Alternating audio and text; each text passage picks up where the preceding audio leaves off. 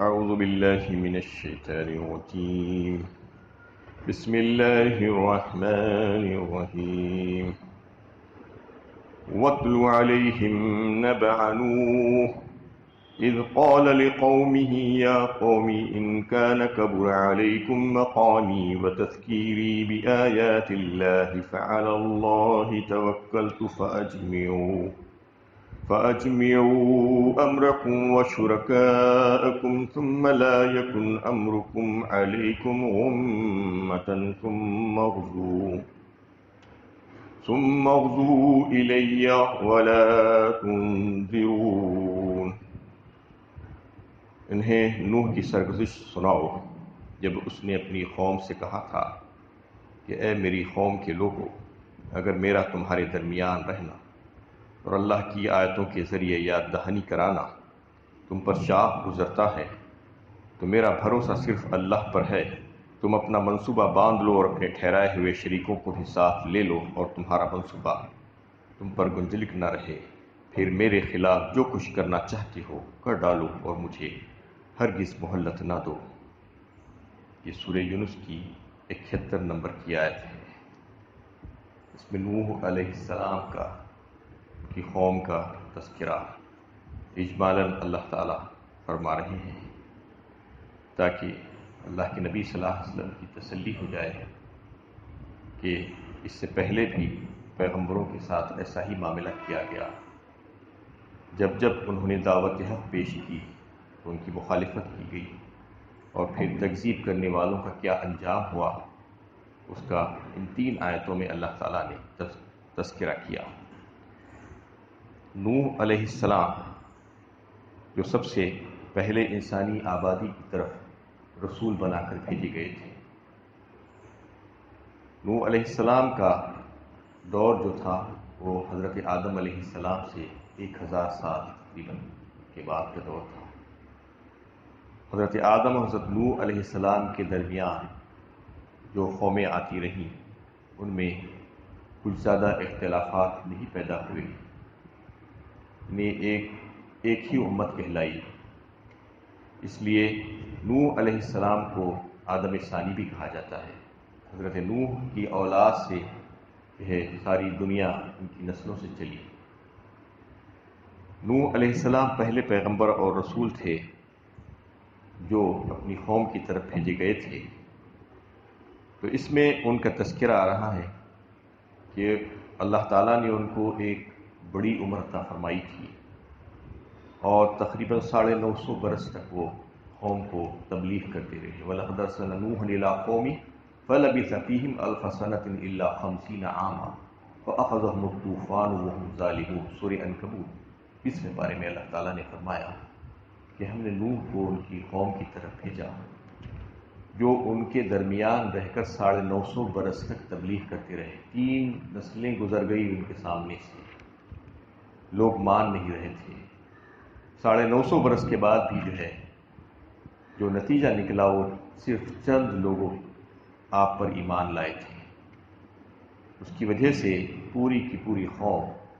سوائے ان لوگوں کے جو ایمان لائے تھے ان کو نجات دی گئی اور دیگر لوگوں کو پانی میں غرق کر دیا گیا طوفان میں.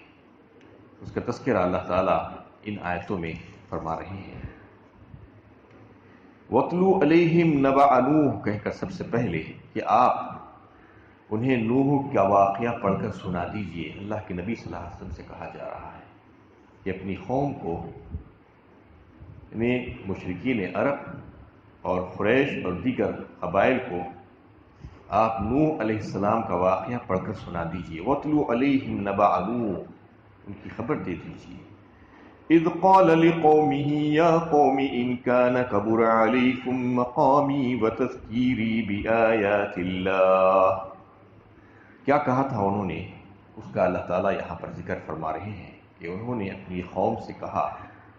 کہ اے میری قوم، اگر میرا تمہارے درمیان رہنا اور تم کو نصیحت کرتے رہنا ناگوار گزرتا ہے تو مجھے اس کی کوئی پرواہ نہیں ہے. میں تو اللہ تعالیٰ ہی پر بھروسہ کیا ہے. فَعَلَى اللَّهِ تَوَكَّلْتُ فَأَجْمِعُوا أَمْرَكُمْ وَشُرَكَاءَكُمْ. اور اگر تم نہیں چاہتے تو بھی اس سے کوئی فرق نہیں پڑتا، میں نے اللہ کے اوپر بھروسہ کیا ہے، تو لہٰذا تم اور تمہارے تمام شرکا مل کر میرے خلاف جتنی تدبیریں کر سکتے ہو کر ڈالو، اور مجھے ذرا بھی مہلت مت دو، اور مجھے نقصان پہنچانے کا جو تمہارے دل میں ارمان ہے وہ سارے ارمان نکال لو تم۔ ثم لا یکن امرکم علیکم غمہ، اور پھر تمہیں دل میں تنگی نہ ہونی چاہیے اس وجہ سے کہ تم اسے چھپ کر کرنے کی بھی ضرورت نہیں ہے، بلکہ علانیہ طور پر تم جو کر سکتے ہو کر ڈالو میرے خلاف، اور مجھے ذرا بھی مہلت دینے کی ضرورت نہیں ہے، میرا ذرا بھی لحاظ کرنے کی ضرورت نہیں ہے، اور یہ سمجھ لو کہ میں اور میرے ماننے والے تم سے چھپ کر کہیں بھاگ جانے والے نہیں ہیں، کیونکہ اتنے بہت سے لوگ کہیں چلے جائیں اور تم دیکھ نہ پاؤ، ایسا ممکن نہیں ہے۔ تم کو جو کچھ کرنا ہے کرو، ثم اغضوا الی ولا تنظرون، کیونکہ تمہیں جو ہے یہ مہلت ملی ہوئی ہے اور تم نہیں چاہتے کہ میں تمہارے درمیان رہ کر تمہاری نصیحت کروں، لہٰذا تمہارے لیے یہ آزادی ہے کہ تم جو کرنا چاہتے ہو کر لو۔ فَإِن تَوَلَّيْتُمْ فَمَا سَأَلْتُكُم مِّنْ أَجْرٍ إِنْ أَجْرِيَ إِلَّا عَلَى اللَّهِ وَأُمِرْتُ أَنْ أَكُونَ مِنَ الْمُسْلِمِينَ، اگر تم میری تذکیر سے اعراض کرتے ہو تو اپنا ہی نقصان کرو، میں نے تم سے کوئی اجر تو مانگا نہیں، میرا اجر اللہ ہی کے ذمے ہے، اور مجھے حکم دیا گیا ہے کہ مسلم فرما بردار بن کر رہو۔ اور ایک بات یاد رکھو کہ میں تم کو جو نصیحت کرتا ہوں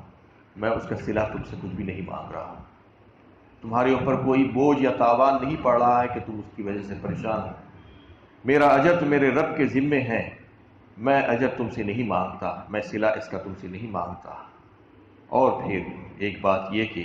مجھے تو میرے رب کی طرف سے یہ حکم ملا ہے کہ میں اسی کا فرما بردار بن کر رہوں، اسی کا اطاعت گزار بن کر رہوں،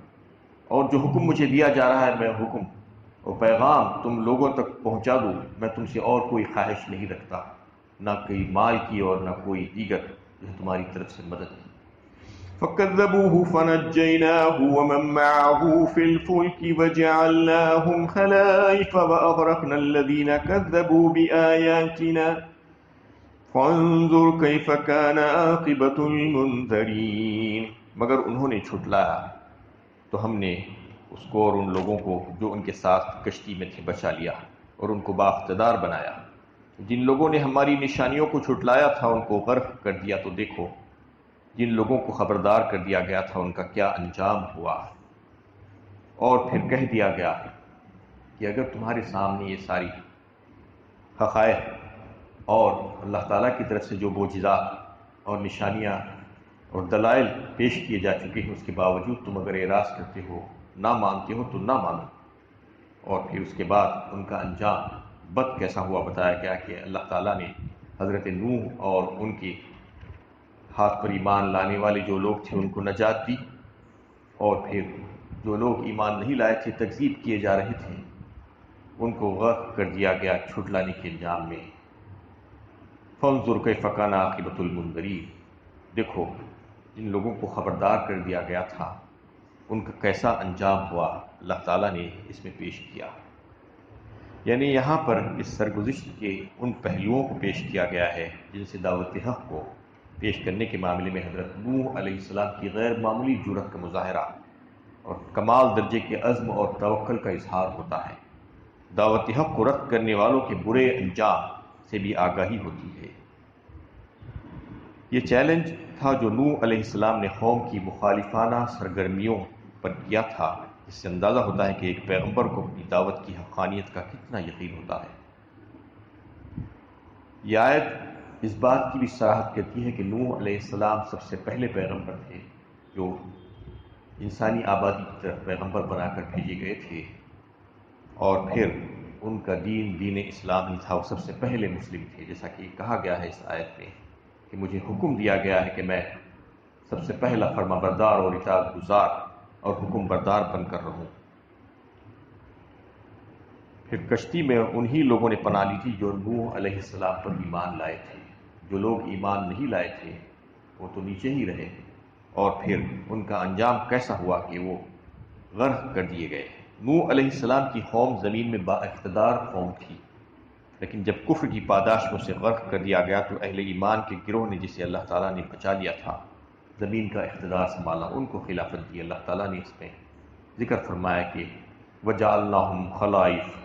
وَأَغْرَقْنَا الَّذِينَ كَذَّبُوا بِآيَاتِنَا، دیگر لوگوں کو غرق کرنے کے بعد ان کی جگہ جو لوگ بچے ہوئے تھے ان کو اللہ تعالیٰ نے خلافت عطا فرمائی اور ان کو با اقتدار بنایا زمین پر۔ بتایا جاتا ہے کہ نوح علیہ السلام کے 3 بیٹوں سے نسل چلی دنیا کی، حام، سام، یافت، یہ 3 اولادیں جو تھیں ان سے ساری جو ان کی نسلوں سے ساری دنیا کی آبادی ہوئی۔ تو اس میں اللہ تعالیٰ نے یہ بتا دیا کہ زمین پر حق و باطل کی یہ پہلی کشمکش تھی، اس میں حق غالب ہوا اور اہل ایمان کو کافروں کے مقابلے میں فتح اور کامیابی نصیب ہوئی۔ یہاں تک نوح علیہ السلام کا واقعہ بیان کر دیا گیا کہ آپ صلی اللہ علیہ وسلم کو تسلی دینے کے لیے